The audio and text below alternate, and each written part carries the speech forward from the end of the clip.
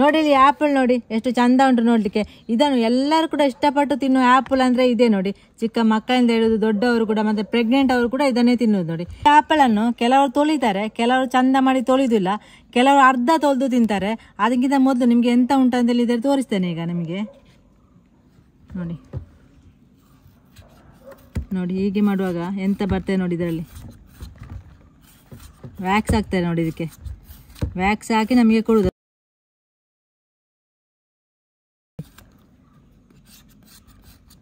ಕೆಲವೊಂದರಲ್ಲಿ ಜಾಸ್ತಿ ಇರ್ತದೆ ನೋಡಿ, ಕೆಲವೊಂದರಲ್ಲಿ ಸ್ವಲ್ಪ ಕಡಿಮೆ ಇರ್ತದೆ. ಇದು ಚಿಕ್ಕದಾಗೆ ಇನ್ನೊಂದು ನಿಮಗೆ ತೋರಿಸುವ. ಕೆಲವೊಂದರಲ್ಲಿ ಜಾಸ್ತಿ ಇದೆ, ಇದರಲ್ಲಿ ಸ್ವಲ್ಪ ಕಡಿಮೆ ನೋಡಿ. ಇದು ಚಿಕ್ಕದಲ್ಲ, ಚಿಕ್ಕ ಆ್ಯಪಲ್ ಅದು. ಹಾಗೆ ಕೆಲವೊಂದರಲ್ಲಿ ಜಾಸ್ತಿ ಇರ್ತದೆ. ವ್ಯಾಕ್ಸ್ ನೋಡಿ, ವ್ಯಾಕ್ಸ್ ಅಂತ ಹೇಳಿದ್ರೆ ಇದು ಕ್ಯಾಂಡಲ್ ಉಂಟಲ್ಲ ಅದರ ನೀರನ್ನು ಹಾಕುದು ಅಂತ ಹೇಳ್ತಾರೆ ಕೆಲವರು. ಇದು ಎಂತ ಅಂತ ನಿಮಗೆ ಗೊತ್ತಿದ್ರೆ ಹೇಳಿ.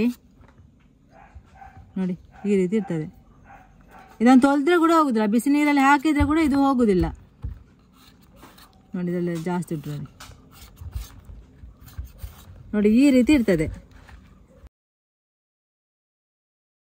ಆಪಲ್ ತಿನ್ನುವಾಗ ಈಗದ ಆಪಲ್ ಅಷ್ಟು ಚಂದ ಇಲ್ಲ ಅಂದ್ರೆ ಒಳ್ಳೇದಿಲ್ಲ. ಈಗ ತೆಗೆದು ನಾವು ತಿನ್ನೋದು ಹೀಗೆ ನೋಡಿ. ಇದನಿಗೆ ತೆಗೆದು ಸಿಪ್ಪೆನೆಲ್ಲ ತೆಗೆದೇ ತಿನ್ನೋದು. ಇಲ್ಲದ್ರೆ ಕೆಲವರು ಹೇಳ್ತಾರೆ ಬಿಸಿ ನೀರಲ್ಲಿ ಹಾಕ್ಬೇಕಂತೇಳಿ. ಬಿಸಿ ನೀರಲ್ಲಿ ಹಾಕಿದ್ರೆ ಇದು ಬೆಂದು ಹೋಗ್ತದೆ ನೋಡಿ, ಅದು ಚಂದ ಆಗುದಿಲ್ಲ ತಿನ್ಲಿಕ್ಕೆ.